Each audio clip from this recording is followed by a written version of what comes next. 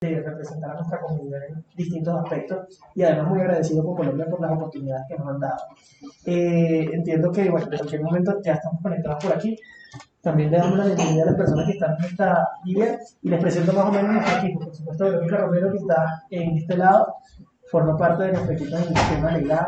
Alguien que lo tiene allá es que nos ayuda en el tema de formación. Esto es uno de nuestros puntos más importantes, porque no solamente tenemos la responsabilidad de orientarnos, sino también de tener una población grande venezolana formada, que conozca la ley, que tenga además también las herramientas necesarias para desarrollarse en este país. Y eso se encarga de que en distintos aspectos nos ha dado a mí una gran lección también de aprendizaje.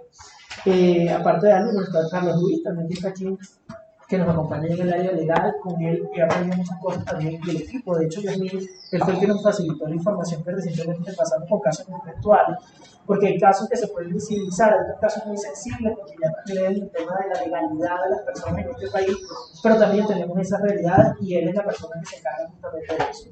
Y evidentemente nuestro tema principal es orientarlo en distintos aspectos y de alguna forma seguir este acompañamiento. La dinámica es muy sencilla. Bueno, por supuesto, nuestra área psicológica que también está ahí, que siempre le digo, es una de las que más me va a ayudar a mí y al equipo, porque también nos atiende en varios aspectos y nos ayuda a acompañar. Fred es mi equipo de comunicaciones, que se encarga justamente de muchas otras actividades de este tipo. Y bueno, lo que vieron al frente, evidentemente, nuestro gran músculo, nuestro personal que se ha encargado de realmente ser la cara de esta fundación, de encontrar a los venezolanos en las comunidades que hemos venido visitando y además también de recibirlos en nuestra casa, que es el equipo de atención al migrante, que fue el primerito que vieron allí en la entrada. La dinámica es muy sencilla, vamos a estar en un desayuno entre amigos, colegas y por supuesto con la posibilidad de conocer varios aspectos de la fundación, que ese es el principal objetivo de esta reunión, pero además también presentarles parte de esto que a mí me enorgullece muchísimo. Es una investigación muy interesante respecto al tema de los caminantes por las distintas rutas del país. Ahí vamos a ver realmente lo que ocurre, lo que ha venido ocurriendo, lo que seguirá ocurriendo por mucho tiempo, y eso lo sabe mejor que yo, Ana, que ha hecho las rutas completas. Yo tuve la oportunidad de hacer una y muy importante visibilizar esas realidades que todavía comienzan. Así que bienvenido, gracias por estar aquí. Espero que esta casa la tomen como suya, que sea una fuente de datos siempre veraz y cercana para los migrantes venezolanos, para nuestra familia, porque todos o la mayoría tenemos mucho que decir respecto a este tema. Ana, adelante con esta presentación. Bienvenidos todos. Bueno, primero, darles las gracias por estar aquí. Esto es un proyecto que empezó hace 2 años, con algo muy pequeñito y con actividades muy puntuales que poco a poco, por la voluntad de muchos y el apoyo de muchas personas, ha venido creciendo. Hoy tenemos este espacio que queremos convertir en un símbolo no solo de atención a la población migrante para su proceso de integración, que es uno de nuestros focos, sino también para todo el tema cultural y de integración cultural. Nosotros queremos que esto se convierta en un símbolo para que el venezolano se sienta en casa, pero también para que el venezolano y el colombiano se encuentren en distintos aspectos. La Fundación Juntos se Puede se fundó en 2019. Comenzamos con un pequeño proyecto que nos apoyó la NED, la National Diplomacy Democracy, ese primer año, donde comenzamos este trabajo de las rutas.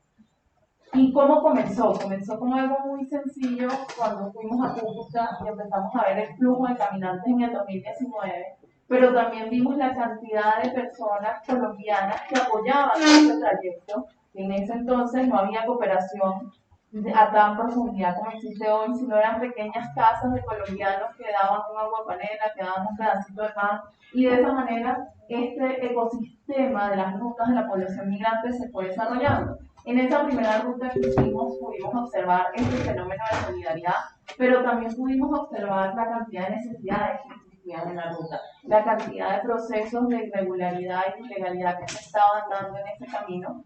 Y en función a esto le planteamos a este cooperante que nos ayudó y que nos estaba ayudando que esto había que hacerlo en todas las rutas del país. Comenzamos por la ruta desde Villa del Rosario hasta Bogotá, luego hicimos la ruta de la costa, que comenzamos desde La Guajira hasta Cartagena, y por último hicimos la ruta desde Bogotá hasta la ciudad de Ipiales. Un poco este ha sido como uno de los primeros proyectos que surge de la Fundación Juntos se Puede.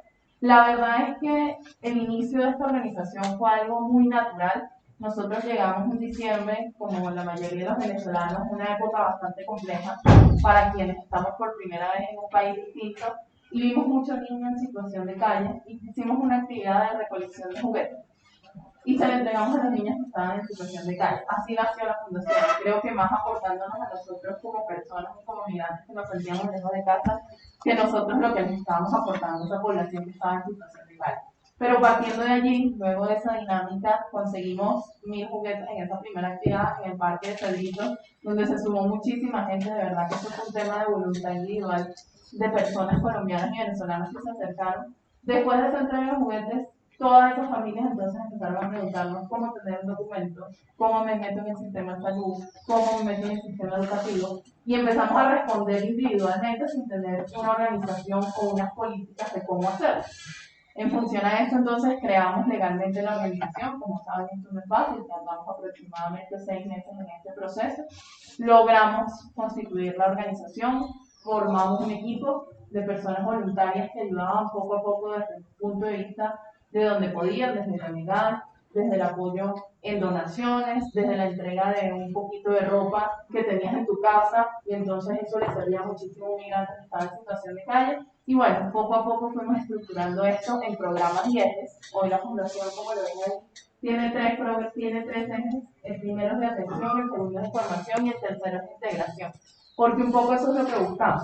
Nosotros estamos convencidos de que sí, de que hay un proceso de ayuda humanitaria que se da y de ayuda de emergencia que se da, que es necesaria porque entendemos que la llegada a un país que no es el tuyo, con una moneda devaluada, con unos procesos de desconocimiento, sin planificación y de manera forzada, es difícil. Pero nosotros creemos que no nos podemos quedar allí. Y nuestro sentimiento como organización fue que la mayoría de la cooperación estaba enfocada en la ayuda de emergencia y estabilización. Y en función a esto, entonces dijimos, ¿cómo damos el siguiente paso? Es decir, ¿cómo servimos para que esto que se está haciendo y este gran esfuerzo que se está haciendo, porque la verdad es que la cooperación hace un gran esfuerzo en este área, no se quede allí, sino que trascienda, y entonces esta ayuda de emergencia y estabilización se convierte en un proceso o en el inicio de un proceso de integración?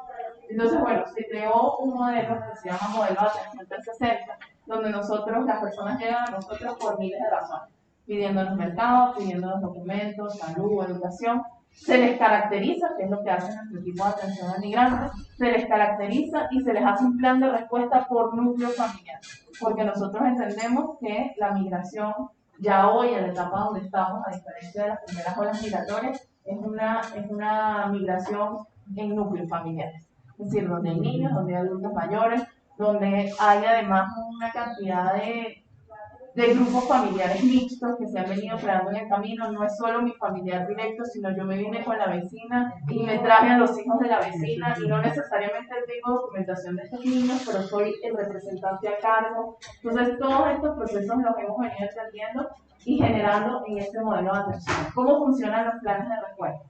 Hay rutas que existen, que ya existen y que no son nuestras. Por ejemplo, las rutas del sistema de salud, de afiliación al sistema de salud, las rutas de encuestas de CIRVEN, las rutas de emergencia, pero hay otras que no existen como rutas y nosotros las vamos construyendo.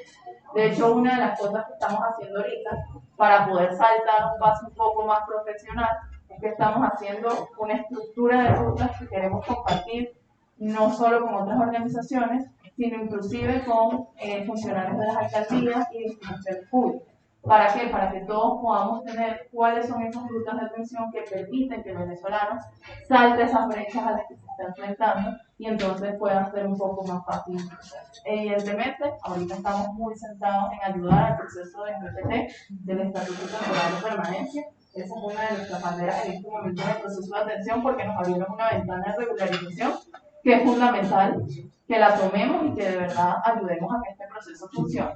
Entonces, bueno, evidentemente eso es una de nuestras fuerzas en este momento, pero no es la única. Cuando la persona llega a nosotros le hacemos el proceso del PPT, pero de una vez vemos si los niños están en el sistema educativo, si esa persona ha tenido atención médica, porque hemos evidenciado además que hay personas, o la mayoría de los grupos familiares tienen 4 años acá, y no han tenido una consulta de seguimiento y desarrollo y crecimiento de los niños, por ejemplo. Personas con diabetes, hipertensión, que tienen 4 o 5 años sin tratarse estas enfermedades y que lo que hace es hacer más vulnerable a esa familia. Porque si el papá se enferma, entonces hay una fuente menos de ingresos, y así sucesivamente, eso genera unos criterios de vulnerabilidad.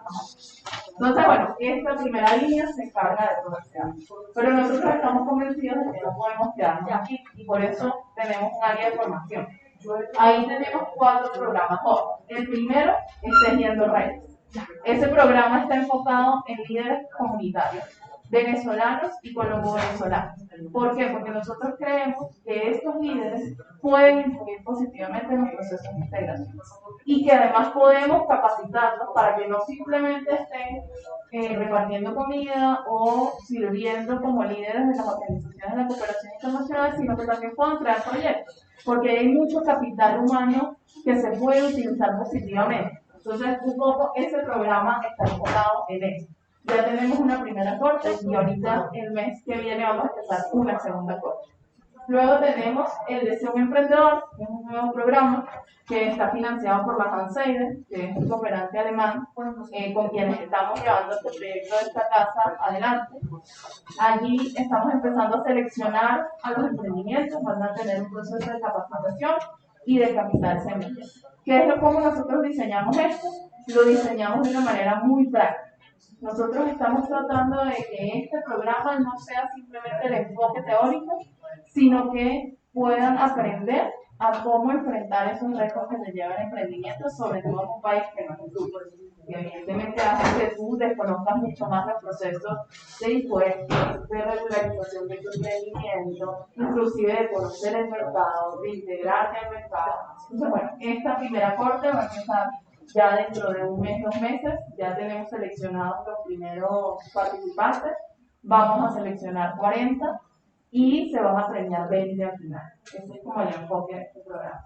Luego tenemos el Diálogo de Actores, que ha sido un programa que iniciamos de la mano de la Universidad de Rosario y del Observatorio de la Universidad de Rosario, de conversar con los distintos actores. De hecho, nos sirvió mucho en el proceso del PPT porque pudimos aportar como diáspora completa a qué cosas había que mejorar, qué cosas queríamos cambiar en la resolución. De hecho, teníamos reuniones constantes con la Cancillería cuando estaba la doctora y la vicecanciller Diana Mejía. Un poco ese proceso quedó en el aire, esperamos que se pueda volver a retomar con la nueva reestructuración de la Cancillería, pero lo que hacíamos ahí era reunir a la academia, reunir a la prensa privada, reunir a las organizaciones no gubernamentales y en función a eso discutir sobre temas.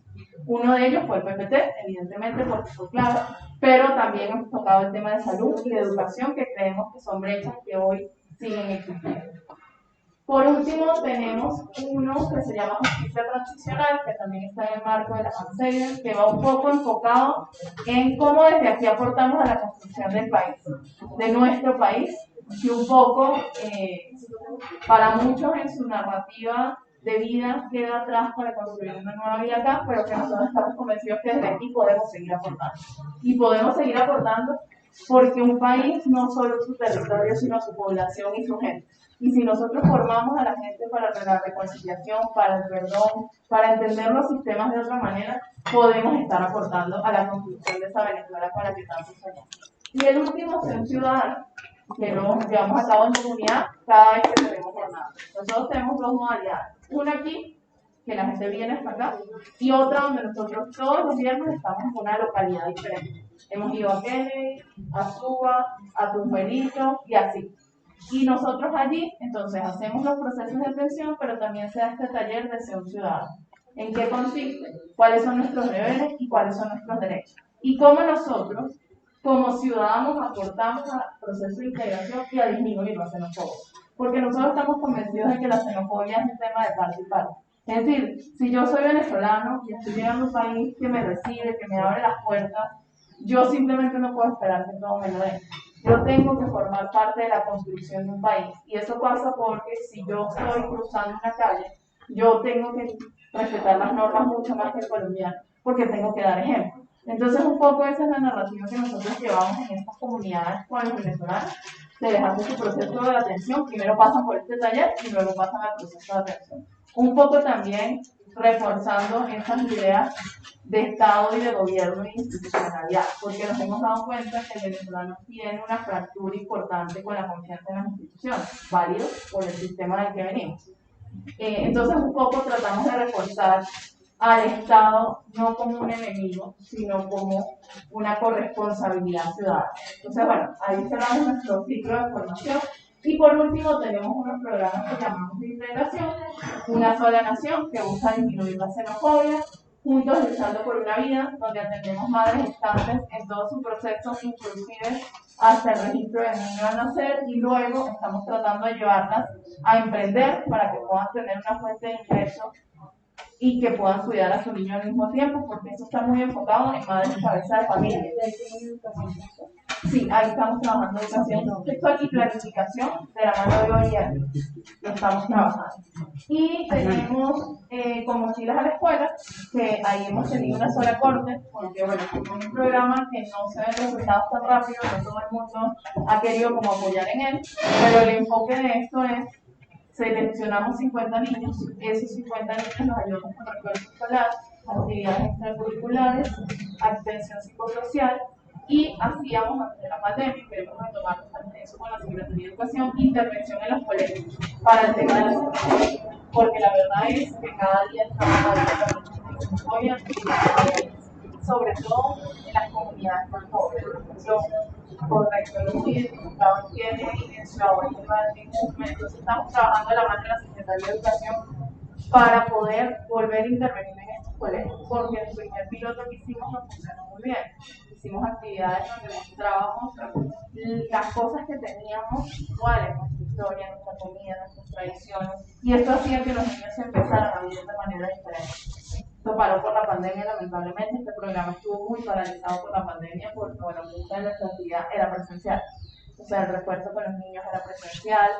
En la pandemia nos tocó transformar, en vez de ayudarnos en el refuerzo escolar, más bien ayudarnos a que no perdieran el año, en cómo hacer para tener las guías.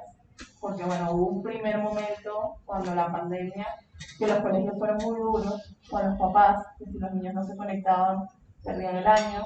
Hubo un proceso como de entendimiento y más de negociación allí con la Secretaría de Educación, a que entendieran que había que sacar unas guías, que había que hacerlo de otra manera. Entonces, bueno, un poco esto fue como a donde transformamos esto que llevamos a cabo, pero bueno, yo espero que con esta nueva presencialidad que estamos retomando podamos retomar el proyecto y volver a hacer incidencia como esto. Y además, perdón, y además en las familias de estos niños, porque el niño trae lo que escucha en casa. Correcto. El niño no es un bien,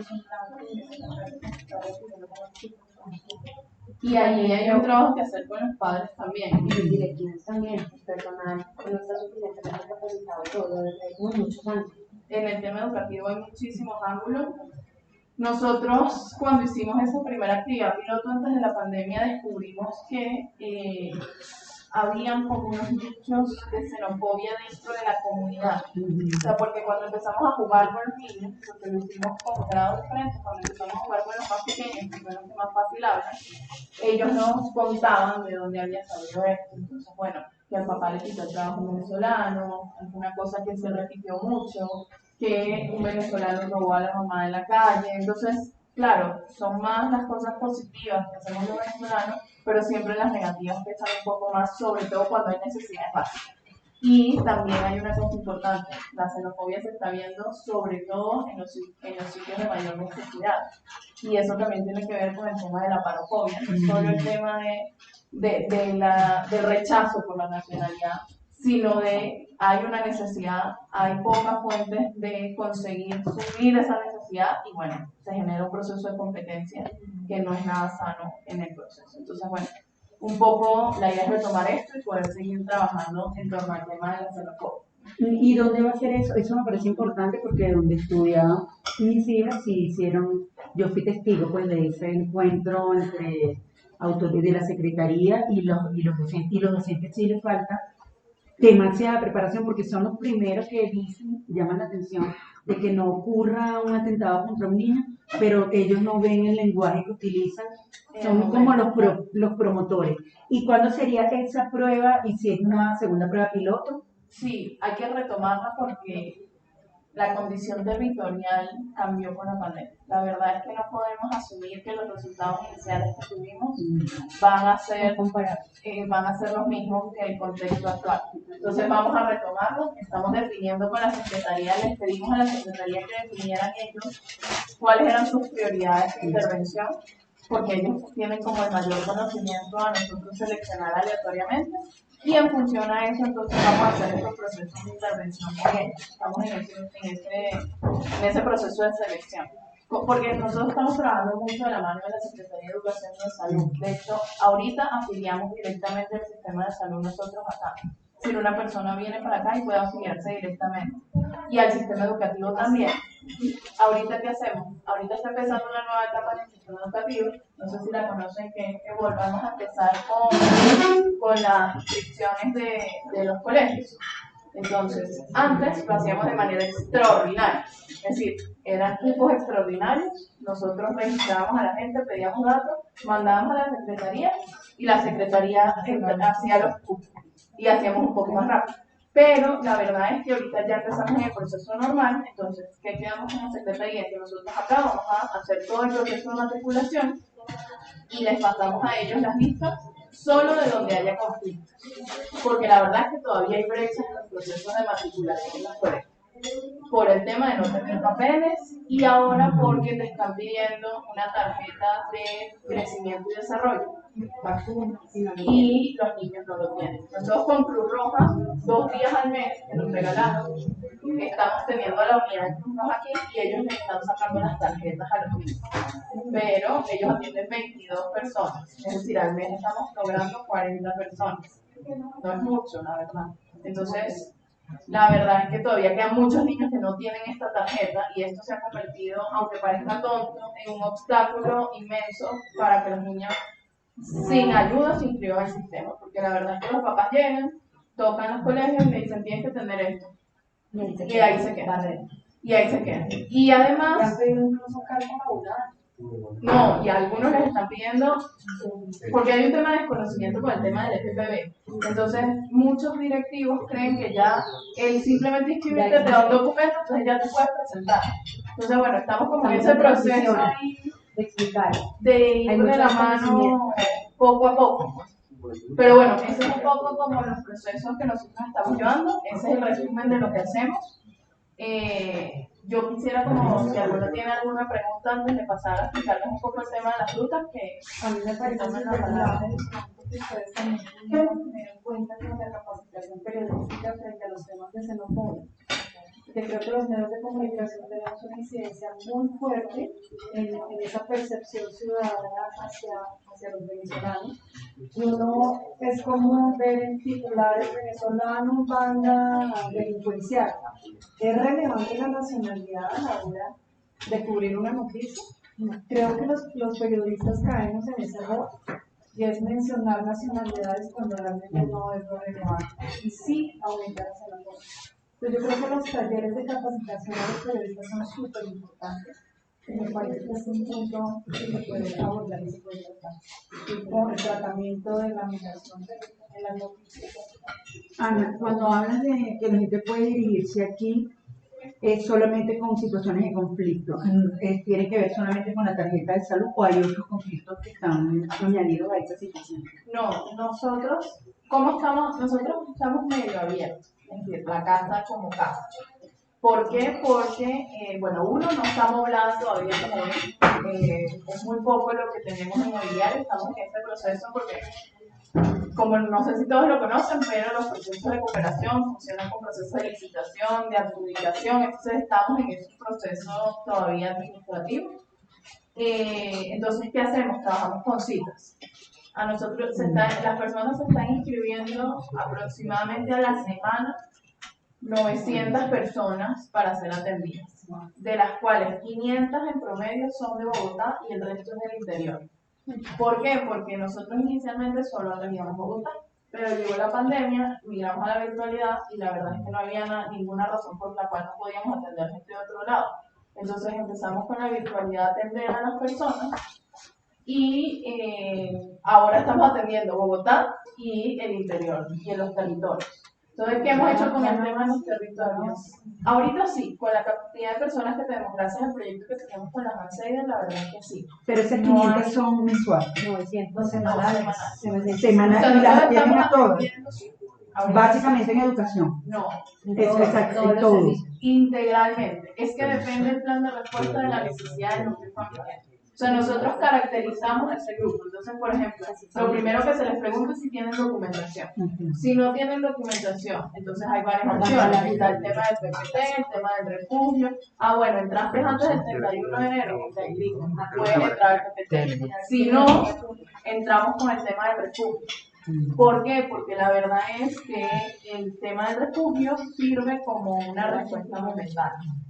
El refugio es una situación que está muy compleja porque están parados los procesos de aprobación. Migración tomó la decisión junto a la Cancillería, que no necesariamente estamos de acuerdo con eso, pero es lo que está ocurriendo hasta el momento, de parar los procesos de refugio. Entonces, cuando una persona tiene la posibilidad de regularizarse a través del PPT, el refugio casi es inexistente. Hay que argumentar de manera muy fuerte la necesidad del principio de no devolución para que puedas entrar a ese proceso. Y para quienes no tienen la oportunidad, la verdad es que estamos llegando hasta el salvoconducto. No. Es decir, ellos no están entrando en procesos de entrevista ni nada de esto. Entonces, el proceso está muy, muy lento. Porque ellos están priorizando el tema del PPT. Y la verdad es que el PPT no cubre las necesidades de todo el tipo de población que existe. ¿Por qué? Porque nosotros, por ejemplo, hemos atendido una cantidad de casos de perseguidos políticos del medio nivel, es decir, que no son reconocidos con nombre y apellido, pero que han sido perseguidos por las ONP o por el SEBIN o por cualquiera de los grupos de seguridad de Venezuela, pero como este proceso está tan lento por el tema del PPT, ellos se quedan en el salvoconducto. Entonces, la verdad es que una Pero persona ese con es el perfil. salvoconducto, Generalmente el perfil es ese. el perfil de una persona para el refugio, desde nuestro análisis jurídico, porque esto es de debate larguísimo, nosotros lo enmarcamos en tres cosas. Uno, el tema de la violación del derecho a la salud, porque la verdad es que en Venezuela no hay capacidad de cubrir el derecho a la salud y la gente se viene para Colombia con la necesidad de salvar su vida. Entonces, todo lo que tiene que ver con cáncer, todo lo que tiene que ver con enfermedades de alto nivel, nosotros siempre recomendamos el refugio, excepto que puedan cumplir de forma rápida las condiciones para el PPT. Porque el refugio con un salvoconducto me da la posibilidad de atender inmediatamente. Perdóname, explícame lo del refugio, porque no son compatibles. Porque, bueno, ahí hay otro debate. Claro, el análisis que me estás dando del perfil es el que ustedes están Claro, nosotros asumiendo, estamos pero tratando que de no se está aceptando, ¿no? ¿Entiendes? no es que no se está aceptando, no se está ni aceptando ni negando. Ok, O o sea, sea, está peor quedando aún, peor aún. O sea, No, ¿qué le puede- tiene un montón de problemas en refugio, porque no, o sea, te dan un No, el salvoconducto que concepto normalmente amplio, no te permite el trabajar. concepto amplio de que es refugio, la parte negativa? para que lo tengamos un poco claro, el concepto amplio de refugio lo que busca es proteger a las personas que en su país sus derechos fundamentales están siendo vulnerados. Que corren un riesgo. Ahí es donde entra el debate. Tú tienes que probar que eso sea así. Ahí es donde entramos en este debate. Hay casos de salud donde nosotros, la verdad, hemos logrado que salgan muy rápido. Sobre todo de los menores de edad, de los niños. Cuando hay casos de leucemia, cuando hay casos hay un tipo de trasplante de corazón que logramos que saliera, pero son casos excepcionales, no es una común. Entonces ahí hay una barrera muy grande con el tema del refugio. Pero eso es una realidad que Colombia lleva adelante desde hace muchísimo tiempo y por eso ha tratado de sacar procesos de protección intermedios. El PPT es un proceso de protección intermedio. El estatuto temporal de protección busca darle protección en el marco de la crisis a los venezolanos como desplazados forzosos, pero no tiene el principio de no devolución. Es decir, si a ti te agarran detenido con un PPT y tú tienes una orden de Interpol en Venezuela, tú puedes ser deportado inicialmente. Si a ti te agarran en Colombia con un refugio aprobado y una orden de Interpol, tú no puedes ser deportado. Ahí es donde está la diferencia. Es el principio de no devolución donde entramos en este gran debate. Entonces, bueno, ahí, para responder a Yasmín, nosotros hacemos una respuesta holística, dependiendo de la necesidad. Es decir, si yo identifico que hay, por ejemplo, una emergencia inminente de quedar en calle, nosotros activamos las rutas de los refugios, de calle multipropósito. Es decir, no es que no las activamos, pero no las dejamos caminar solas. Es decir, no es que llegas aquí y te voy a dar solo dinero, porque nosotros creemos que no es efectivo. Es decir, nosotros mezclamos las rutas que hay en pro de que esto funcione para la integración. Es un poco como jugamos con las rutas. Y lo hacemos de manera transparente con la cooperación. Es decir, tenemos alianzas con Save the Children, con OIM, con World Vision, con todos ellos para hacer estos procesos. Entonces, si llega una persona acá y dice, me van a expulsar mañana de mi casa porque no me pagaré la luz, ¿qué pasa? Nosotros, bueno, ahí hacemos todo el proceso, después de vemos si pide documento, taca, llegamos a eso. Entonces ahí, si la persona tiene niños y no tiene ninguna fuente de ingresos, pudiese entrar de emergencia a un refugio. Es que hay tipos de refugios además. Hay unos refugios de tránsito que son de 5 días nada más, pero luego de que pases por ese refugio sales con un apoyo en arriendo. Es decir, esto es una política que hay uno que es de FAMIC, que es de la iglesia, hay otro que es de la alcaldía acaba de abrir dos, uno para tránsito, para las personas pendulares y uno para las personas que están en alto riesgo de quedar en calle. Hay otro que tiene una organización privada en Chía, que además este refugio que está en Chía es un refugio permanente. Es decir, la persona no la sacan de ahí hasta que consigue empleo y logra salir a restituir su vida. Pero es importante que sepan que esos refugios normalmente son para mujeres y niños. Es decir, hombres solos no entran, excepto que estén con niños. Es decir, si es un hombre cabeza de familia, sí puede entrar. O un grupo familiar completo, mujer, hombre y niños. Pero el tema de los hombres solos, que es un tema complejo, no los aceptan en los niños. Ahí no tenemos una ruta para poder resolver. Entonces, ¿qué hacemos? Ayudamos para que entren en los programas de cash multipropósito, que te dan para una persona sola aproximadamente 200.000 pesos al mes. Y ya con eso, a lo mejor no a los primeros 3 días, pero ya cuando logra que entre este programa de cash multipropósito puede salir de calle. Entonces, lo que hacemos nosotros es como jugar con todo lo que existe para poder salir de la emergencia y entrar en la integración. Un poco como está formulado este modelo. Esas son como las rutas más comunes. Nosotros también tenemos una ruta de empleabilidad que hemos venido desarrollando con otras organizaciones. Tenemos una ruta para el tema del sistema educativo especial para los niños especiales. Yo no sé cuál es la razón, me imagino que es la desnutrición más en el proceso del embarazo. Está llegando muchos niños con discapacidad psicológica y motora. Cuando no se están muriendo.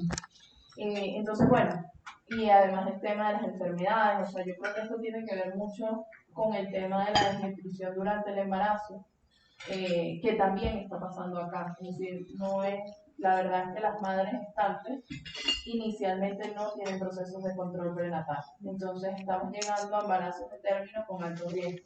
Entonces lo que estamos tratando, ahí tenemos otras 3 rutas, ahí hemos hecho 3 rutas, una con Médicos por el Mundo, una con OIM y una con, me falta una, y una con Es de Chile. no, con Chile.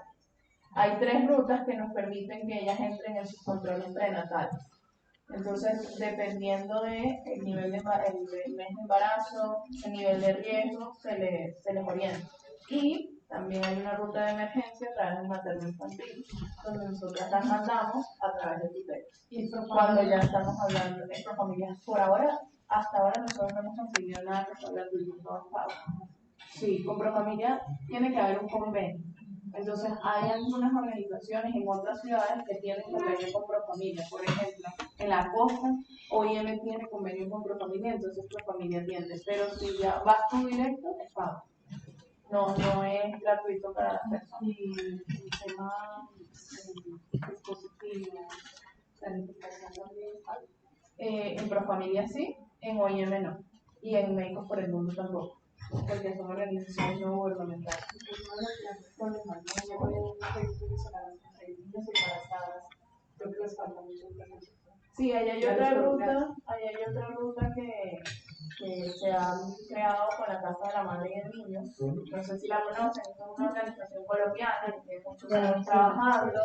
Ellos tienen ahorita un programa con migrantes. Antes no las recibían excepcionalmente, ahorita ya hay un programa con migrantes, pero esto es una casa donde entra solo la madre, no puede entrar el núcleo familiar. Y además la madre pasa por todo un proceso donde ella al final puede decidir si hay niño en adopción o no. Esto ha sido un tema complejo con la mujer venezolana porque no es parte de nuestra idiosincrasia. Entonces hay mujeres con 7 u 8 niños que viven. La Casa de la Madre y Niños es una institución que va de la mano del bienestar familiar. Pero he visto casos de que madres han entregado a sus hijos ya. Hay unos que sí, hay unos que no. Nosotros hemos llevado Uno por desespero y yo no sé qué está pasando allí, pero allá hay unas denuncias claves de negociación con los niños venezolanos. Sí, y que yo a veces no creería que la mamá quiere entregar.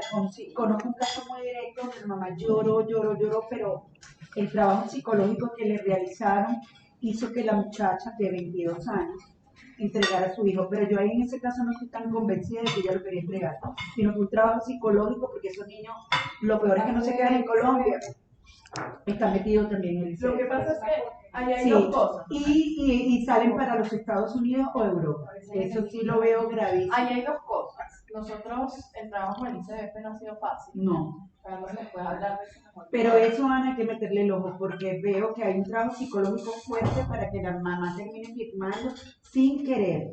Tengo un caso. Ellos después tienen 2 meses para decir. Lo que pasa es que en Colombia, a diferencia de nuestra idiosincrasia, en estas casas lo que se busca es proteger los derechos de los menores, ¿no? Hay casos, como dice Yasmín, que el tema del restablecimiento de derechos de los menores está muy complejo.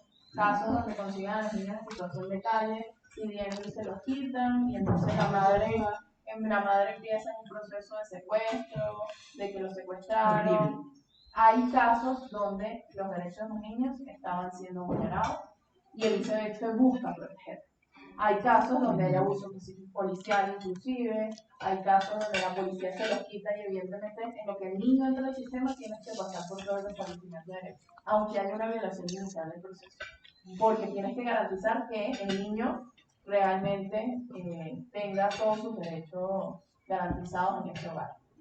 Y además la situación de vulnerabilidad económica, familiar del venezolano lo hace más complejo. Y no puede ser que lleguen a la institución a revictimizar a las víctimas y le quitan el bebé a la señora que estaba aguantando porque no tiene vacuna. En vez de decirle, vamos señora, le están poniendo la vacuna y entérese que este se Pero este caso que te digo es gravísimo porque además la muchacha regresó a Venezuela y los niños todavía están en ese proceso. Pero me parece horrible porque pues la vulnerabilidad es cierta, pero la vulnerabilidad no puede permitir este tipo de entrega, ¿no? Bajo acción, o sea, no tengo, porque no quiere decir que no quiero al hijo. Pero hay casos, no, es que hay denuncias de negocio. Entonces hay que meterle como más el ojo a este tema. Nosotros llevamos, como les digo, procesos de restablecimiento de derechos con los niños. Carlos ahorita lleva 2 casos muy complejos, uno que es por coacción. Es decir, la mamá alega que por coacción, nosotros evidentemente la estamos apoyando para el restablecimiento de derechos y de que ella pueda adquirir el menor, como también hemos llevado casos donde hay violación a los derechos del niño y que la verdad es que la decisión del ICBF es correcta. Sí, es complicado porque nosotros el deber de poder defender al migrante, no objetar su verdad, no objetar su condición. Y entendemos lo que dice la doctora Karina, que los derechos del niño privan sobre cualquier situación. Entonces, es una negativa difícil, porque el CDF dice que tiene que garantizar techo, que tiene que garantizar salud del niño, educación, documentación. Y el migrante que está en una realidad no tiene, no porque quiera dejar su no, exactamente, porque si lo quiere, no lo tiene entregar, pero es un derecho del niño. Podemos entender que ese duda es la ley y es dura, pero no podemos hacer más. Entonces lo que hacemos nosotros es acompañarlo en las audiencias directamente protegidas. Entonces a veces entra en una audiencia y no sabe cuáles son sus derechos, no sabe que como migrantes tienen derechos, igual que cualquier nacional colombiano. Entonces, explicarle todo el proceso, de que muchas veces el CDF actúa hasta arbitrariamente, pero el niño está protegido. Pero y evitar a toda costa que el niño salga a la esfera de su padre. O sea, el caso de que no le damos. O por lo menos buscar la tercera línea. O sea, pero lo que yo veo es si hay que meterle el ojo a ese tema, porque no puede ser que porque yo no llegue aquí sin dinero, sin empleo, me quiten a mi hijo. Porque sí es cierto, hay mujeres que no lo quieren, pero yo creo que utilizar la vulnerabilidad me parece fatal. Hay una venezolana que ya afortunadamente le entregaron su hija, pero vivió un proceso terrible. ¿Por qué? Porque ella tuvo que demostrar que no era vulnerable bajo el argumento que dan los mismos miembros de esta organización, que muchas veces se niegan a hablarle a la prensa. Yo tuve el Cúcuta y fue imposible acercarme al instituto. Y además, con sede de gente que trabaja allí que dice a los migrantes venezolanos es mejor de una vez que lo entreguen. Claro, Y eso no puede ser. Ahí hay un problema más grave todavía, que es que cuando los niños venezolanos que no entran por entrega voluntaria, sino por establecimiento de derechos, no pueden pasar al proceso de adopción. Porque en Colombia, por ley, y creo que esto es una ley a nivel mundial, para que un niño pueda entrar en adopción, primero tiene que consultarle a su círculo familiar cercano si nadie quiere hacerse responsable del menor, padres, abuelos, hijos. Y como Colombia y Venezuela no tienen relacionamiento diplomático, no podemos hacer esa consulta hacia allá. Entonces, el niño no puede entrar en el sistema de adopción. Esas gestaciones se quedan dentro del sistema y es lo que llaman los niños del sistema. Entonces, hasta los 18. Ahí, inclusive, a los 18, ojo, hay sistemas que funcionan muy bien. Yo conozco un caso de un niño venezolano que funciona en el sistema, que está estudiando en la universidad y que ha tenido una calidad de vida importante. Pero la verdad, hay niños que no, que quedan atrapados en ese sistema, no tienen vínculo familiar, no tienen oportunidades de estudio. Entonces, la verdad es que es un tema complejo porque además Colombia tampoco tiene la capacidad institucional para afrontar la cantidad de niños que están entrando en estos No, y procesos. además es inconstitucional quitarle una familia a sus hijos por pobreza, eso no está bien. Ojo, Por ser pobre. los criterios jurídicos no son de pobreza, o sea, no son de pobreza. Lo que pasa es que los funcionarios no están lo suficientemente capacitados para determinar cuándo hay una violación de derechos por incapacidad del grupo familiar y cuándo por pobreza. Entonces ahí es donde es parte de lo que hablábamos. Hay que hacer un proceso de formación en torno al tema de la migración a las instituciones públicas. Porque ojo, aunque la verdad es que el tema migratorio es muy similar al tema del desplazamiento del conflicto en términos de derechos, de vulneración de derechos y de restablecimiento de derechos, estamos hablando de una población con idiosincrasia diferente, con una cultura diferente, con experiencias diferentes, con procesos de vida diferentes. Entonces ahí hay que hacer un proceso de educación institucional que no es rápida y que yo creo que no se está priorizando. Es decir, no es una prioridad como para nadie. Todo el mundo está abocado a resolver los problemas inmediatos. Sí. No, y es que, por ejemplo, los defensores de familia tienen hasta 400 casos mensuales. Entonces no se pueden dedicar correctamente a cada caso, sino que luchando así. Hay comentarios de familia que dependen ahora de la rama jurídica que no tienen computador, no tienen papel, que tienen accidentes de problemas hacia la reivindicación.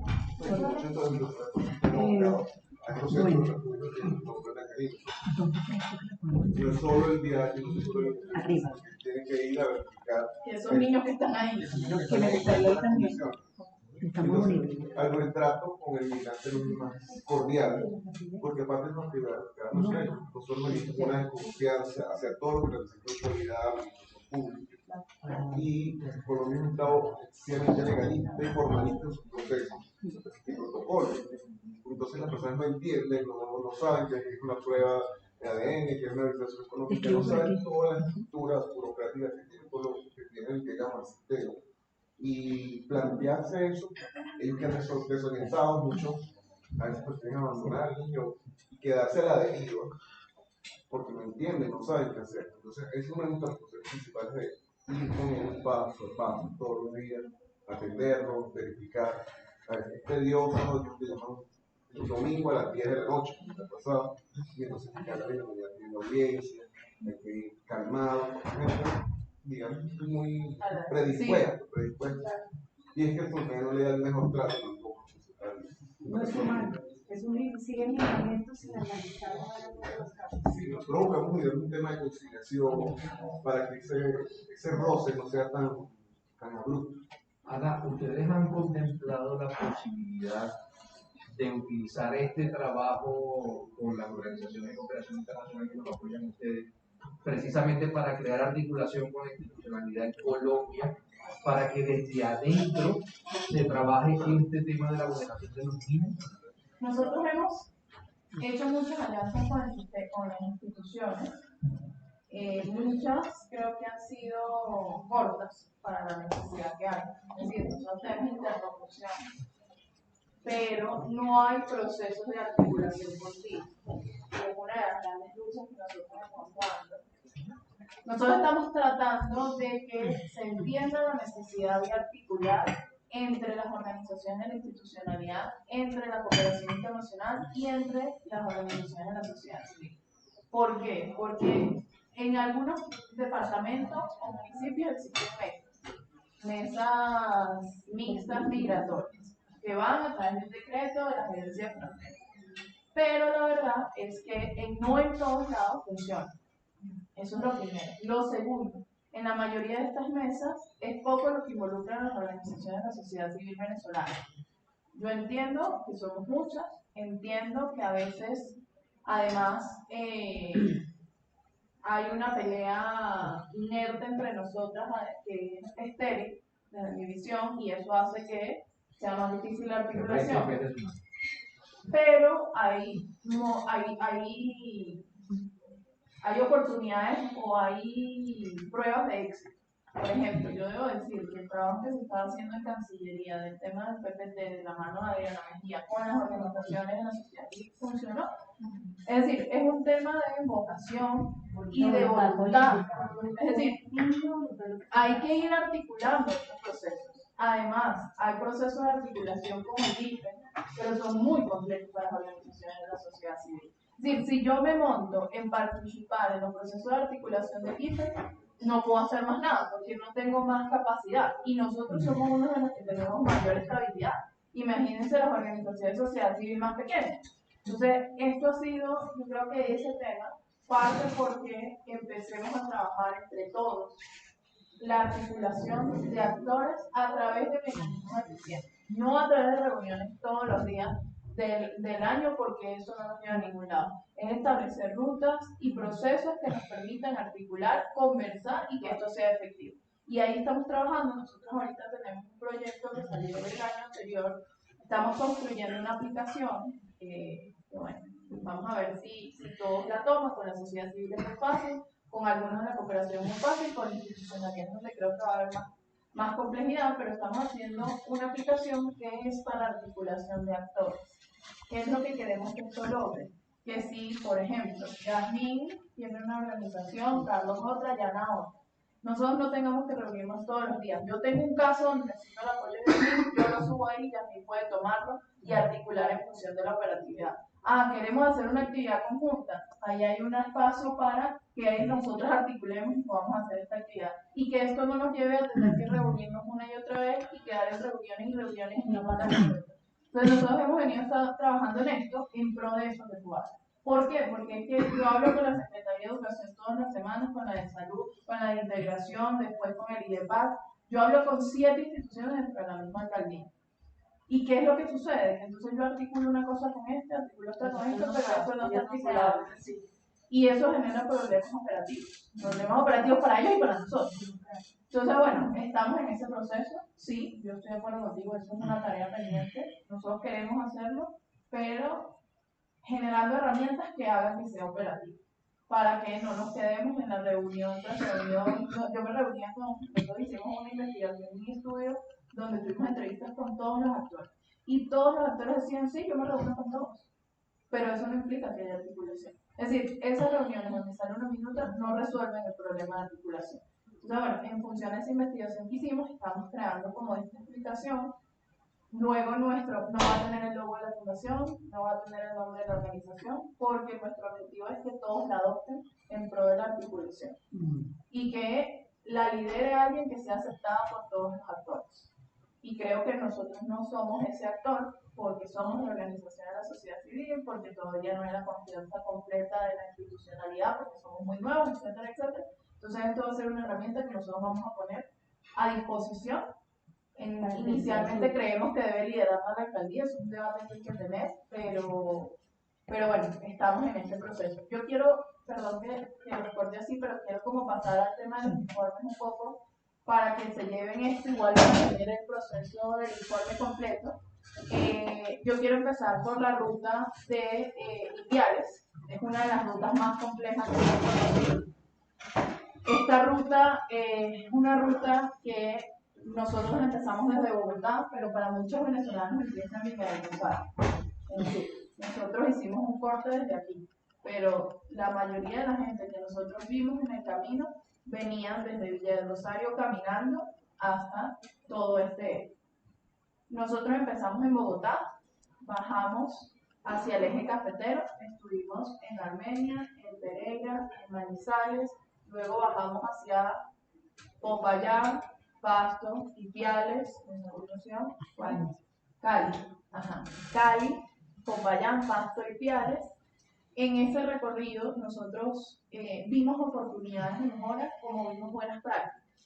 Hay cosas que nosotros creemos que se pueden replicar en otras alcaldías. Por ejemplo, en Manizales, la alcaldía de Manizales afilia a las personas en situación de irregularidad al sistema de salud de manera temporal.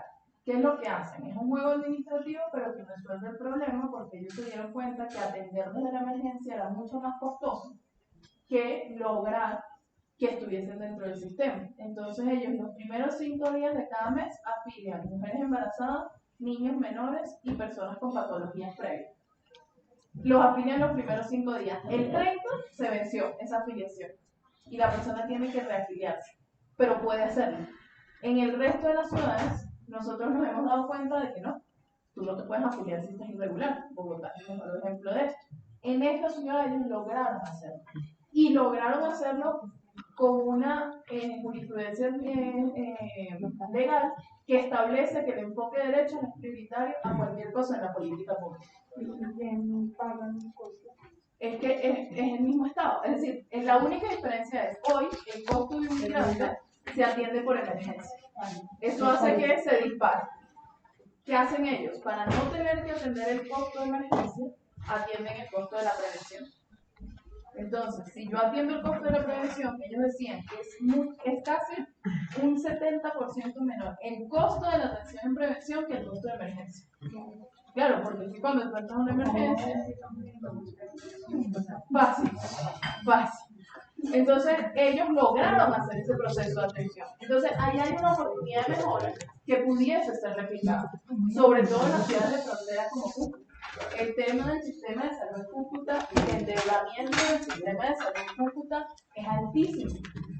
O sea, no es que en Cúcuta no quieran atender a los migrantes venezolanos, es que no hay capacidad económica que sostenga que tú estés atendiendo en la ciudad de frontera más transitada a esa cantidad de población pendular además. Porque eso es población que va y viene. En Cúcuta es población que va y viene. Entonces, si tú tienes una persona en San Cristóbal enferma, la bajas a Cúcuta. Si tú tienes una persona que le dio COVID, la bajas a Cúcuta. Sí, igual pasa en Maicao y en La Guajira. Entonces, nosotros tomamos esto como una buena práctica a resaltar, que creemos que puede ser replicado. La segunda, que yo creo que esto se replica en todo el país y por eso creo que el tema de la xenofobia es algo inducido al 100%, inducido por falta de conocimiento en el discurso, inducido por falta de conocimiento periodístico, inducido inclusive por grupos que buscan generar alboroto en las comunidades. La solidaridad que nosotros hemos visto en todas las rutas es increíble. Todos los puntos de atención primarios empiezan por colombianos apoyando a Venezuela. En el eje cafetero nos conseguimos al señor Javier, un señor muy humilde que vive en una casita que todos los días le da pan y agua panela a los venezolanos que pasan por ahí. Subiendo por Calarcá, nos conseguimos a la señora Leonor, que atiende a los venezolanos y no tiene apoyo de nadie de la cooperación internacional. Lo único que ellos han encontrado son las iglesias evangélicas, las adventistas, este tipo de iglesias que están apoyando esa zona. Entonces, ahí hay una cosa de buenas prácticas a recalcar. ¿Por qué no invertir en apoyar estas iniciativas pequeñas a que se conviertan en puntos de paso? Porque cuando tú vienes bajando de Bogotá hasta que llegas a Cali, no hay un punto de atención en toda la ruta. O sea, los venezolanos, yo no sé si todos han transitado esa ruta, pero eso es una ruta de curvas, eso es una ruta donde la berma es pequeñita, es una ruta de subidas y bajadas, es una ruta de frío y calor, es decir, en unas condiciones muy extremas donde no hay un punto de atención. Hasta que llegas a Cali, y ni siquiera en Cali, cuando pasas entre Cali y Palmira, es que tú consigues un punto de atención de Save the Children y OIM que está atendiendo y que está redireccionando algunos puntos de atención.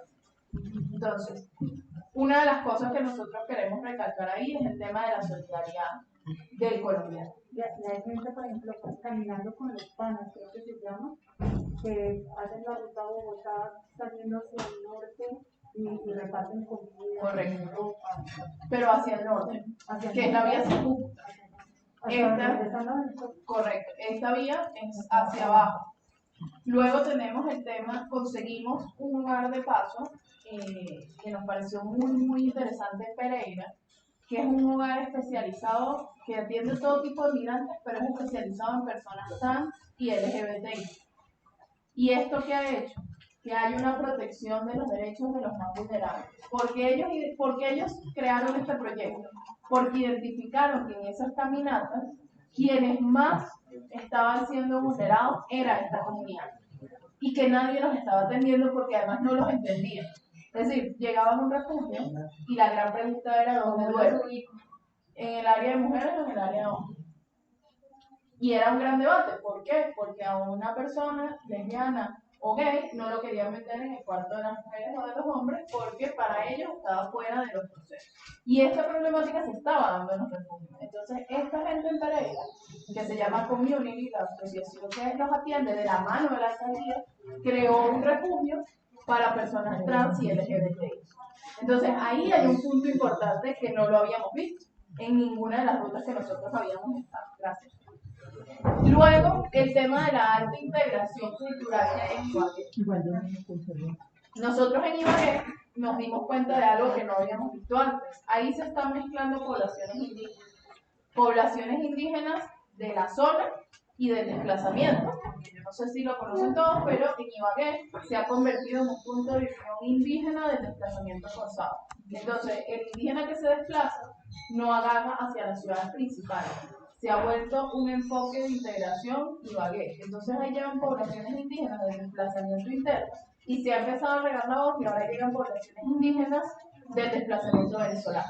Y ahí la alcaldía ha hecho un proceso de integración cultural en el tema indígena para esta población, cosa que no vemos en Cúcuta, donde hay este mismo choque cultural del proceso indígena, que también lo hay en La Guajira, pero que no hay una política para eso. Entonces, ¿qué es lo que nosotros resaltamos con esto? Que hay una cantidad de políticas divididas en los territorios, que si tú agarras y replicas como modelo, tú tuvieses una atención mucho más especializada. Bueno, en Ibagué también vemos un convenio funerario importante. Yo no sé si saben que el convenio funerario solo atiende población regular, allí atienden población irregular. Ahí no importa si tienes papeles o no, este convenio funerario atiende a esa población. La caída de expectativas que además han llegado en muchos casos, de hecho como civiles nos han tocado pagar varios funerales de niños migrantes venezolanos, que es dolorosísimo.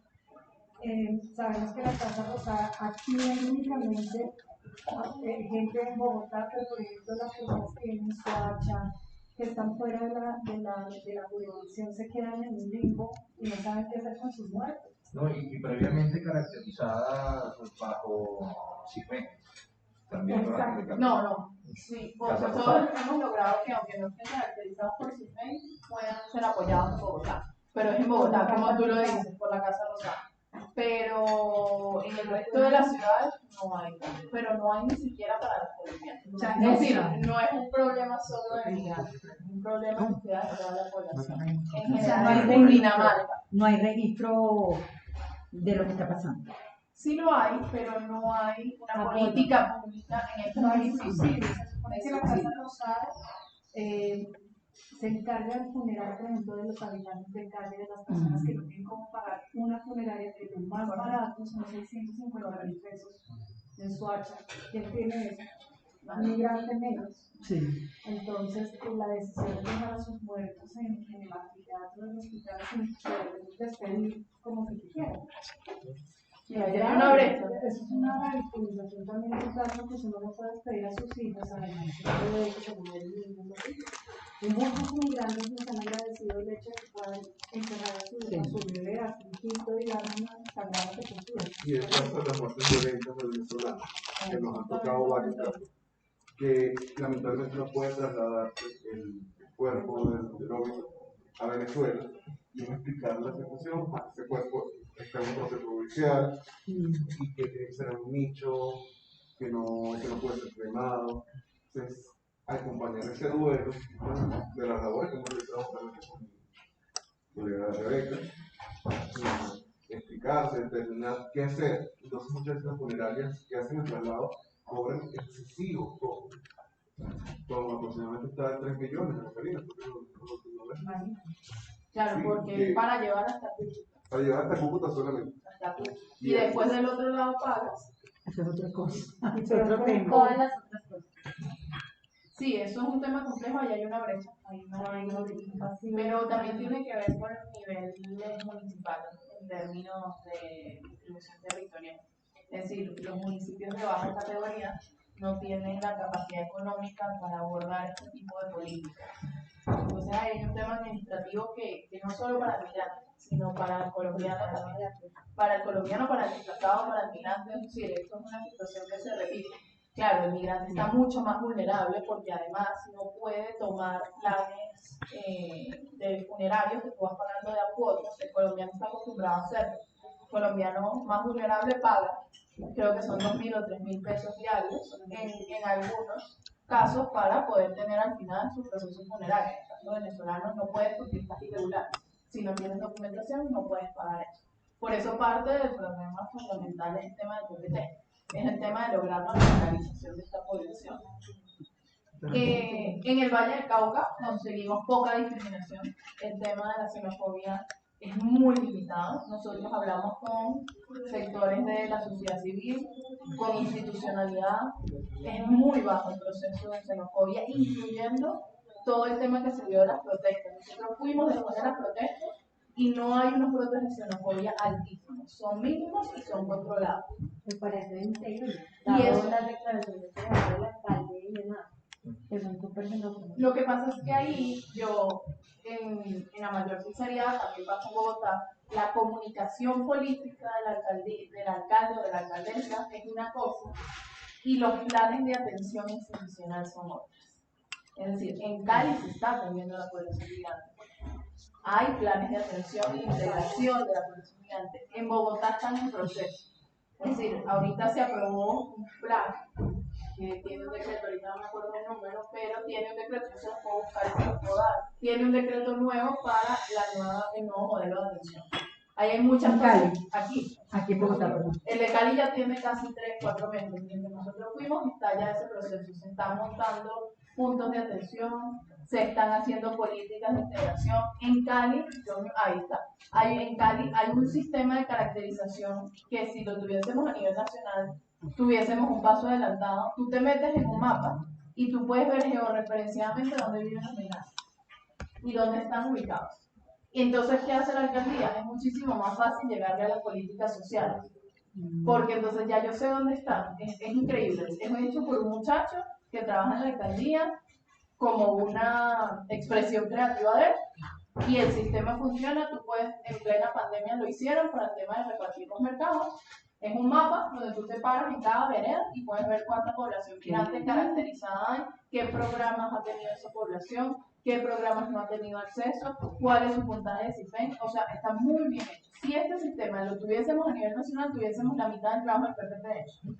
¿Por qué? Porque ya están georreferenciados. Entonces, ahí es donde nosotros decimos, hay muchas cosas haciéndose que la verdad no se están aprovechando. Lo que tenemos es que tomar todo esto y empezar, que es una de las cosas que queremos hacer con este informe, presentárselo, mandarlo a la Agencia de Frontera, mandarlo a la Federación Nacional de Departamentos y de Municipios que tienen mucha capacidad para integrar esta política y entonces que esto pueda ser un espacio de articulación. Ahí, bueno, tenemos el Médicos por el Mundo Cali, que funciona muy bien, en Bogotá funciona, pero no por tan alto nivel como en Cali. En Cali ellos atienden en las comunidades, todos los días tienen atención en comunidad.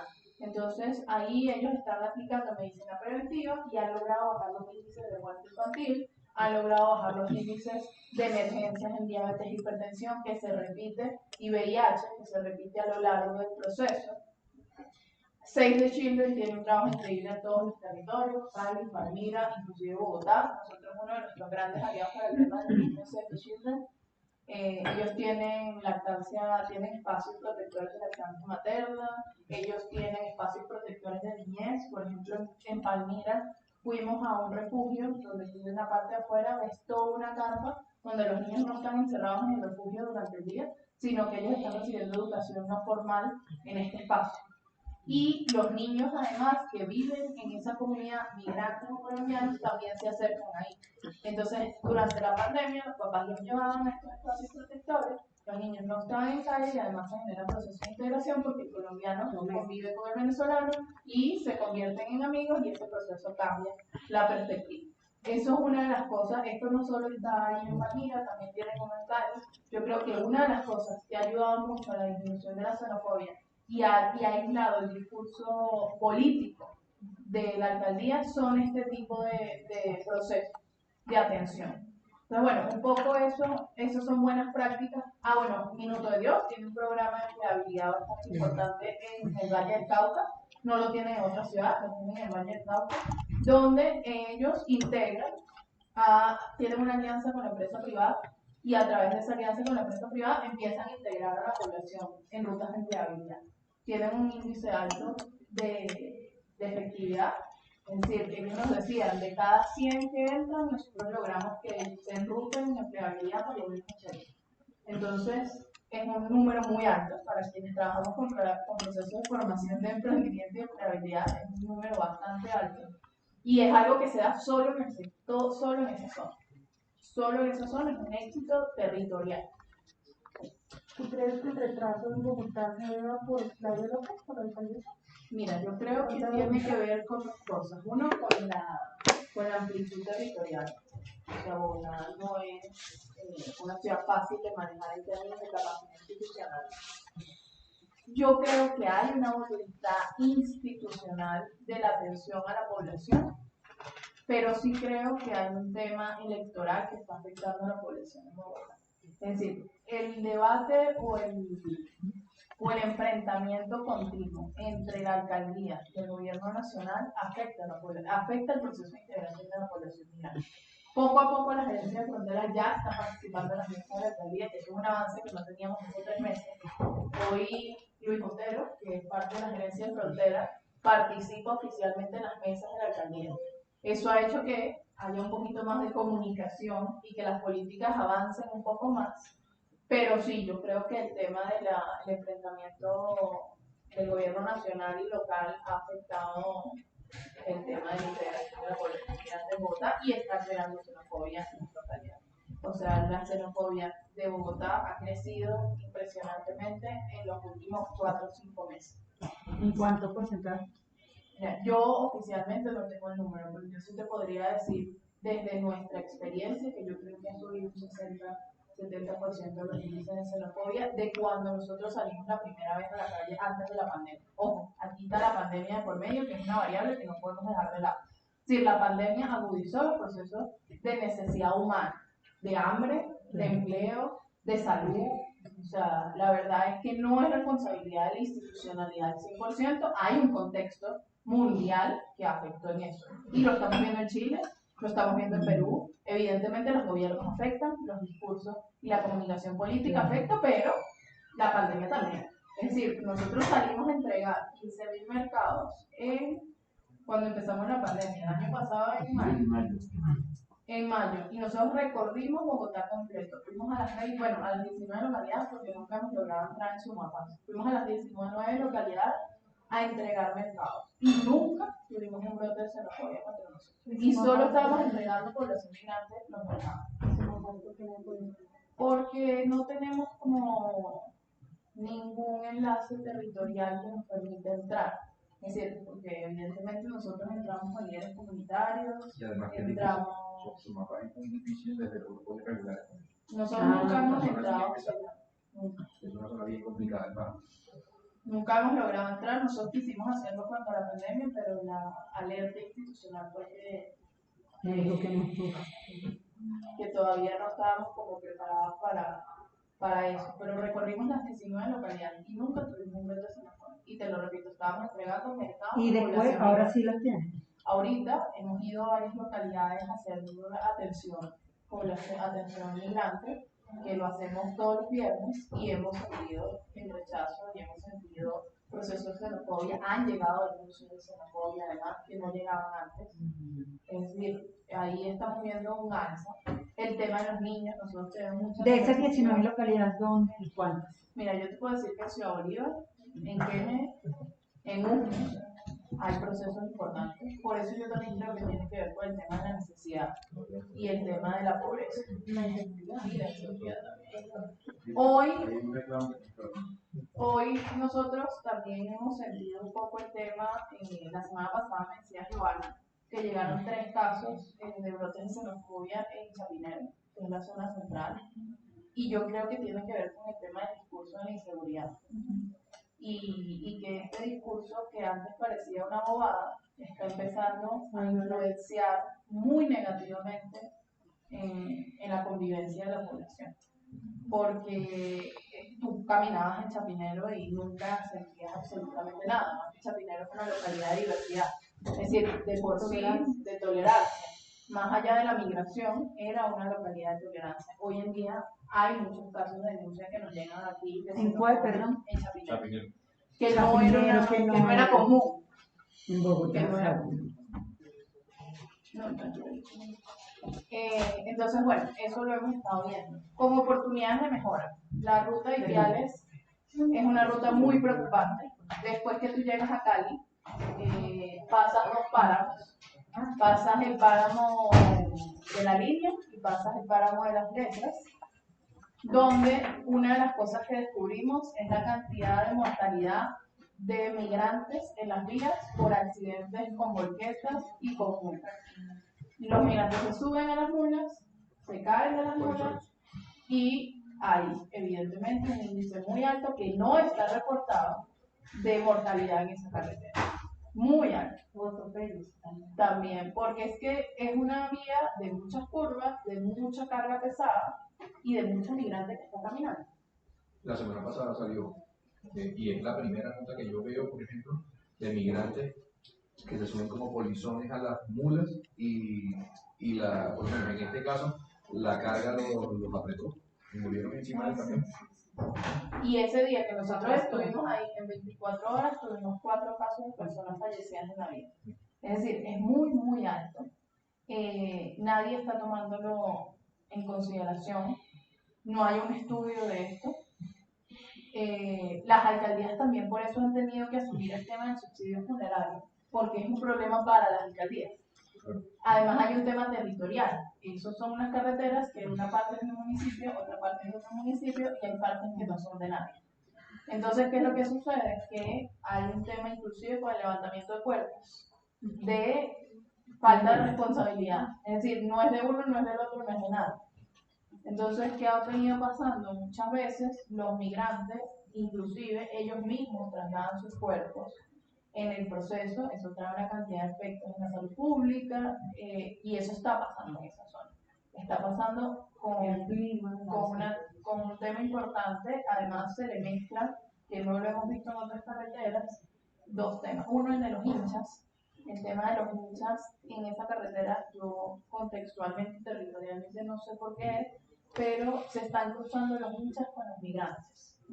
en esas caminatas. Y normalmente están habiendo conflictos entre estas dos poblaciones.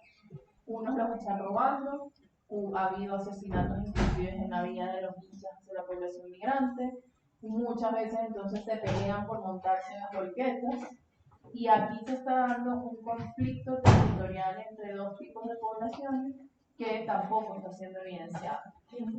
Los hinchas, por lo que yo entendí en el territorio, son los grupos organizados del fútbol que caminan por las carreteras de Bogotá, por las carreteras que caminan por las carreteras del territorio en esa zona. Yo no lo sé, pero eso está ocurriendo. También hay denuncias de desaparición de migrantes por parte de los hinchas, que los llevan secuestrados. Entiendo que hay como por lo que nos explicaban allí, hay una vinculación entre los hinchas y los grupos irregulares que se está dando en esos territorios. Entonces, los hinchas se convierten como en operadores de estos grupos. Entonces, los migrantes quedan en el medio de este ciclo. Y parece ser que ellos utilizaban las mulas como transporte dentro de esa carretera para ellos moverse. Y los migrantes ahora son un obstáculo para eso. ¿Y existe una cifra oficial de personas desaparecidas que yo he visto a través de las redes sociales? Bueno, yo ingresé hace 2 semanas por un cambio irregular, todo esto para hacer un trabajo oficial sobre la migración venezolana. Ingresé precisamente por Marcado y observé la inseguridad que puede haber en ese punto, y ya a las 7 de la noche las personas que están en ese terminal no parten a su destino, son robados, son atacados. También quisiera saber si esta organización ha llegado hasta allá yo lo noté con mucha preocupación, o tal vez fue el impacto que pudo generar en mí tras ingresar de esa manera con la intención de realizar este trabajo. Mira, te cuento, ahorita lo que pasa es que son muy largos los informes, pero nosotros estuvimos en Maicao. Maicao es un territorio que además tiene un conflicto de pobreza importante, no solo para los venezolanos, también para los colombianos.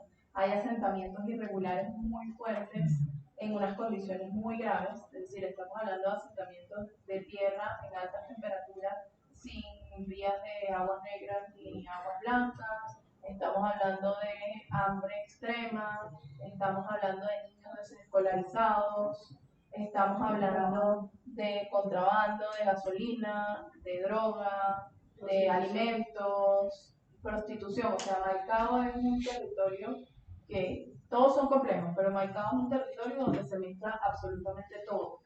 Entonces sí, hay unos procesos de inseguridad muy altos. Las cifras de desaparición forzada de migrantes no existen. Ningún territorio. ¿Han recibido denuncias? Ningún territorio. Nosotros hemos llevado solo 2. Nosotros hemos llevado solo 2 denuncias de desaparición. Nosotros sí recibimos mucha gente desde Venezuela que nos pide publicar la foto de sus familiares. Sí, es lo mismo que nos pasa a nosotros. Pero no es una denuncia oficial. Exacto. No, y es que no los investigan. Aquí en Colombia las desapariciones migrantes no los investigan. Nos ocurrió un caso particular en Soacha, que a mí me impresionó muchísimo. Un joven de 28 años, en la localidad de Ciudad Bolívar, que fueron supuestamente unos amigos, según dice Román, fueron a buscarlo, ¿no? Vámonos a ir a rumbear, no sé qué. Y lo encontraron 15 días después, picado en pedacitos en una zona de Soacha. Sí, terrible. Y son casos que no se investigan, ¿sí? Nosotros no importan, parece, no importan porque tampoco, sí, no están identificados tampoco. Es que hay un tema y a nosotros nos piden muchísimo eso, Sí, están muy invisibilizados. No, y son NN. Es decir, Exacto, no hay una denuncia formal por parte de la familia. Entonces las autoridades no pueden actuar. No hay documentos de quién es. O sea, hay un tema forense complejo. Sí. No, o Que sea, no hay. no hay falta de voluntad. Y no hay recursos. Sino invisibilidad. No sabes a quién estás buscando, no hay una Exacto. denuncia formal, no hay nadie que se haga corresponsable. Y si está, pues no hay el procedimiento que te permite identificar. No hay, porque no hay comunicación diplomática. No hay comunicación. Entonces, nos enfrentamos con la otra, la de los cuadritos que estábamos siguiendo. Para yo terminar con esto y cerrar y que podamos conversar. El tema de ausencia de políticas públicas y articulación de actores lo vimos en todo el territorio. El alto índice de explotación laboral, la escasa presencia de cooperación internacional en el cafetero, por no decir nulo, no existe. No hay cooperación internacional, el único proyecto que hay de cooperación internacional en el cafetero es Opción Legal no, y tiene 2 funcionarios para atender todo el eje cafetero. Y 2 muchachos que no tienen las herramientas para, es decir, tienen muy buena voluntad, nosotros nos reunimos con ellos, tienen ganas de ayudar, pero son 2 para todo el eje cafetero. Tenemos un tema de penetración de los grupos delincuenciales de Venezuela y Colombia. Nos encontramos con territorios tomados, denunciados por la misma alcaldía de Ipiales y Pasto, del Tren de Aragua. Nosotros llegamos a Pasto, a Ipiales, perdón, y nos reunimos con la persona encargada de la alcaldía de Pasto, de Ipiales, perdón, que tiene todo un tema con migrantes, porque estuvo, no sé si lo saben, pero la persona encargada estuvo acusada de tantas personas y es la persona encargada de la población migrante en esa zona. Nosotros llegamos a ese territorio y lo primero que el señor nos dijo fue: de aquí para acá está tomado por el Tren Paraguas, de aquí para acá no pueden salir, de aquí para acá lo maneja este grupo irregular. Eso es un territorio totalmente tomado y ya no es tomado solo por grupos colombianos. Porque el Tren de Aragua, para quienes no lo conocen, es un grupo delincuencial venezolano que ahora es transnacional, que ya no solo está en Venezuela, sino que tiene tomado las fronteras. Y cuando tú llegas a Ipiales, tú tienes varias formas de paso para Ecuador.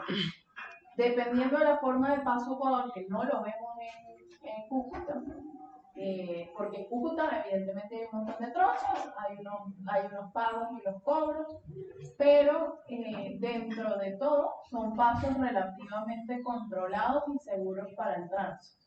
Evidentemente hay personas que se ahogan, también hay desaparición, pero es menor de lo que ven en Ipiales. En Ipiales tú puedes pagar desde 10.000 pesos hasta $3.000 para cruzar al Ecuador. Hay paquetes que salen de Ipiales para ir a Estados Unidos, desde ahí, donde tú pagas una cantidad de dinero y te llevan a Estados Unidos. También tenemos todo esto controlado por el Tren de Aragua. Nosotros estuvimos en una trocha donde pasas por un carrito y entonces ahí pagas 20.000 pesos. Un carrito que está guindado. Después pasas en uno donde pasas en moto, ahí pagas un poco más, tienes que pagar como 2 millones de pesos porque vas en moto y pasas. Pero hay unos caminos, que son los caminos llamados caminos ancestrales, que en teoría son protegidos por la población indígena de ahí, que son caminos para ellos sagrados, que se están usando para el paso de población migrante. Y esos caminos son mucho más caros, son caminos donde van en carros, pero está controlado por el Tren de Aragua de la mano de los grupos indígenas. Entonces, ahí muchas veces se dan enfrentamientos donde la población queda atrapada en el medio y ahí se están dando procesos de desaparición forzada. Por lo que nos cuenta la misma gente de las trochas. Nosotros estuvimos ahí, estuvimos viendo cómo es el movimiento. Esto es una frontera que está mucho menos custodiada, una frontera que no hay casi custodia policial. Esto es parte de una política de permitir el paso de los migrantes también, de parte de ambos países. Sí, no es como Chile, que tienes todo el territorio tomado por militares y no dejan el paso. Aquí el paso entre estos dos países es bastante abierto, es fácil. Pero nos encontramos también con que en esta ruta encontramos muchos venezolanos que van para Panamá. Es decir, ahí se está mezclando, claro, ahí se está mezclando una cantidad de rutas migratorias que antes no veíamos. Antes veíamos la ruta hacia el sur, hacia Chile, Ecuador, Perú. Ahora estamos viendo que ahí se está empezando a mezclar un proceso de tránsito hacia Panamá, Estados Unidos, México, y no es solo población migrante. Nosotros encontramos población haitiana en el proceso, población cubana en el proceso, es decir, ahí hay un proceso de flujos mixtos migratorios que está ocurriendo, que tampoco está siendo controlado. Entonces, creo que eso es una alerta que hay que tener para poder avanzar. Eso como en esta ruta son como las cosas más preocupantes. La operación del Tren de Aragua. Ellos son los que controlan las fronteras Colombia-Ecuador. Y ellos, de hecho, controlan territorios dentro de Pasto. O sea, hay barrios que están tomados por ellos. Nosotros tenemos en los informes los nombres de los barrios, nos pueden ver ahí. Están tomados por estos grupos. Ahí entonces se ha llevado el tema del reclutamiento de trata de mujeres, el tema de la ausencia de atención de los departamentos de Cauca como departamentos y la falta de atención en comunidades en casos de asentamientos irregulares. No sé si conocen, pero todas estas zonas están llenos, todos lo que eran los asentamientos de los desplazados forzosos, que se crearon en todo el proceso más alto del conflicto. Hoy estos desplazados están migrando a políticas habitacionales del gobierno y todos esos asentamientos informales están tomando migrantes. Entonces, estos asentamientos están permaneciendo, pero por migrantes. En algunos de estos asentamientos ha habido enfrentamientos entre población desplazada y migrantes por el territorio. Pero bueno, eso también está ocurriendo allí. Y para cerrar el tema de Ipiales, es importante que sepan que en la ruta del eje cafetero hay una ausencia de los puntos visibles y una ausencia logística de personal para la atención de PPT. No, eso es opción legal de actor. Migración tiene en Pereira, tiene un funcionario atendiendo en el punto visible. Luego te vas a Manizales, tiene 2 funcionarios en Manizales en el punto visible. Luego te vas hacia Armenia, el punto visible de Armenia solo está orientando. Saben que hay 2 modalidades de estos puntos visibles. Le explican a la persona y la persona va y lo hace, o se le hace el proceso en el punto. Lo que está ocurriendo es que, por ejemplo, en Armenia solo los orientan y la gente no tiene acceso a internet, no tiene acceso a computadores, no estamos quedando en lo mismo. ¿Pero por qué? Porque si hay un funcionario, tú al día lo que puedes atender son 15 personas. Sí, y es mucho. Y si la página está activa, se dice. Exacto. Además que estas zonas, Ana, también es importante decirlo que son muchas zonas veredales. Rurales. Muchas zonas rurales, muchas zonas veredales en esta parte donde hay alta presencia de migrantes, en el tema de las fincas de café, de recolección de café, y ellos están en un abandono total.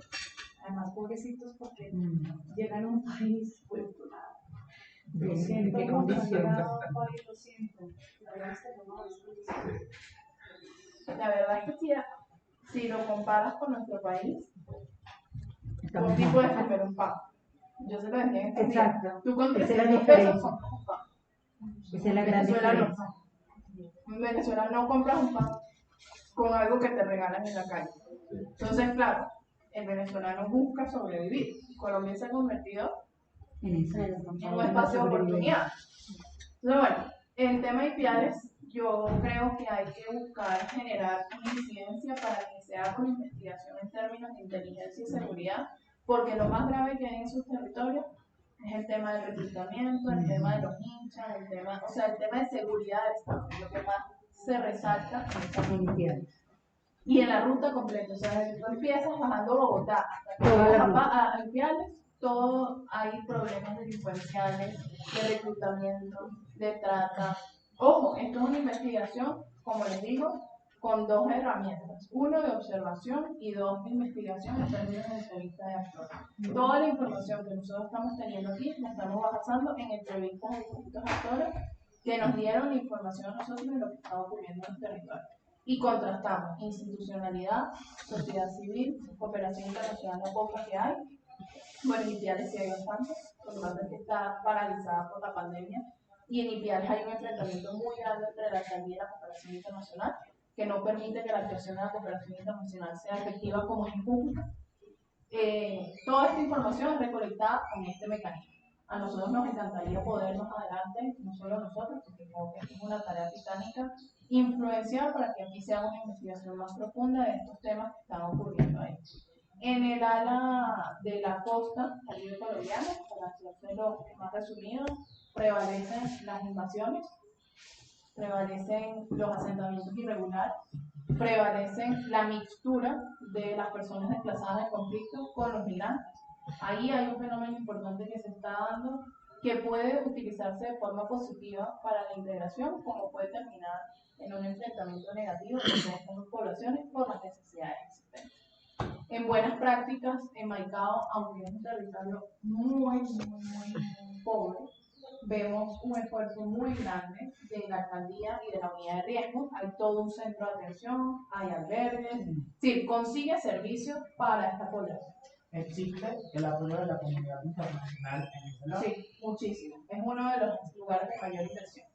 Sí, Maicao y toda la zona de La Guajira es uno de los lugares de mayor inversión. En Barranquilla también, inclusive no solo Maicao, yo podría decir que toda la costa es uno de los lugares de mayor inversión de cooperación internacional y de articulación de actores. Tú te paras en Maicao y tienes un centro de atención, Con todo te eso, paras en Santa Marta, y están empezando a crear un centro de atención, te vas a Barranquilla y hay un centro de atención, y te vas a Cartagena y hay un centro de atención. La ruta de la costa es una de las rutas con mayor presencia institucional y políticas públicas de atención. Ahí está la Juanfe, que hoy en día tiene población migrante. La Juanfe es una organización colombiana que tiene muchos años atendiendo niñas y adolescentes en extrema pobreza o madres cabeza de familia, y hoy tienen un programa de atención a mujeres migrantes también, que eso es importante, que hoy las organizaciones no gubernamentales colombianas están integrando y eso es muy importante. En Cartagena ellos empezaron una política de buscar formar a sus funcionarios, crearon unos manuales para sus funcionarios, no tienen muchos, pero son unos pequeños manuales de cuáles son las rutas, y han tratado de buscar esa formación en Cartagena para sus funcionarios. Creo que es una buena práctica que hay que aplaudir. Y la interacción entre gobierno nacional y local, que tiene muchísima más presencia que en el eje de IPIAS. Actualmente en las rutas de los migrantes, entonces hay articulación que están atendiendo. ¿En cuál? En las diferentes ciudades. No en todas. No, en la costa hay atención mucho de la institucionalidad, como te decía, y de la cooperación internacional.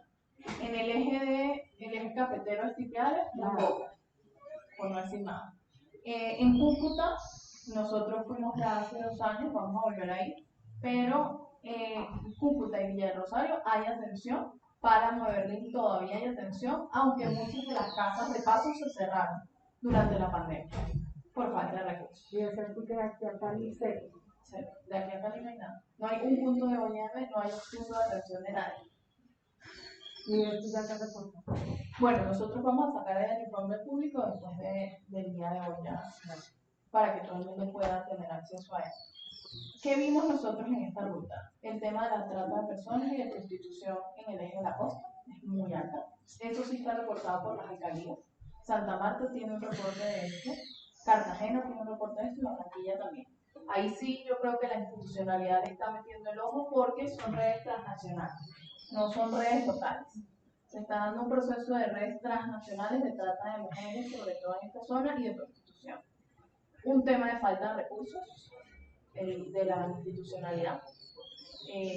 Hay mucha voluntad en la costa, yo creo que la hay. El tema de Santa Marta disminuyó mucho el tema de la agresión que hubo en la pandemia hacia la población migrante, esto disminuyó. De hecho, el secretario de gobierno, que era una de las personas que más atacaba xenofóbicamente a la población, fue cambiado. Esta función ahora está en manos de otra institución, que es la de integración y promoción social. Esto ha hecho que fluya más el proceso, entonces ahí hay un tema de mejora, pero aumentó muchísimo la xenofobia y no lo sentimos en el eje cafetero. En el eje cafetero no hay atención, pero no hay los índices de xenofobia que están ocurriendo en la costa. El tema de niños no escolarizados en esa zona es la más alta de todas las rutas. El tema de niños no escolarizados en La Guajira, pero esto es un fenómeno que no pasa solo con los niños venezolanos, es importante que lo sepamos. El índice de desescolaridad de La Guajira es colombiana y venezolana, eso no es solo nuestro. Hay un problema grave de acceso al proceso de aseguramiento que no lo vimos en otros aseguramientos de salud. El tema de salud en la costa es complejo. En términos de deudas, hay una deuda muy grande que tienen las alcaldías y el gobierno nacional frente a los hospitales y no hay procesos de aseguramiento. Entonces vemos cómo se correlaciona una cosa con la otra. Hay una correlación entre la falta de aseguramiento y la deuda por emergencia. Entonces, un poco ese es como el resumen de este territorio. Igual van a poder ver estos informes completos, nosotros se los vamos a mandar para que los tengan y esperamos poder hacer incidencia. Nuestro objetivo con estos informes es hacer incidencia, que alguien voltee y podamos investigar mucho más de lo que nosotros hemos logrado hasta este punto. Esta ruta, para cerrar, ambas rutas o todas las rutas que hacemos nos sirven para generar articulación con todos los actores y poder atender a la población. Entonces, nosotros esa atención telefónica que hacemos a la población de los territorios la conjugamos con estos actores con quienes hablamos. Entonces, por ejemplo, tenemos procesos de atención de carga multipropósito en Barranquilla, Santa Marta, Cartagena, tenemos procesos de aseguramiento en Barranquilla, Santa Marta y Cartagena, tenemos procesos de integración educativa en esta zona, igual en la zona del eje cafetero. O sea, nosotros buscamos que el trabajo de populación no sea sustituir o buscar crear cosas nuevas, sino poder articular todo lo que existe, porque la inversión que se hace es importante.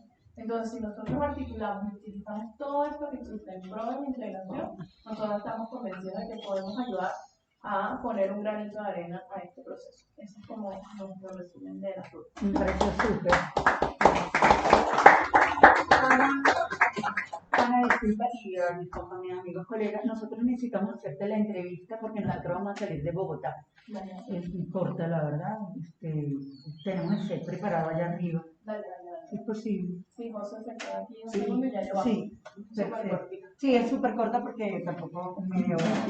José, ¿cuáles son las rutas de contacto de los migrantes en la comunidad?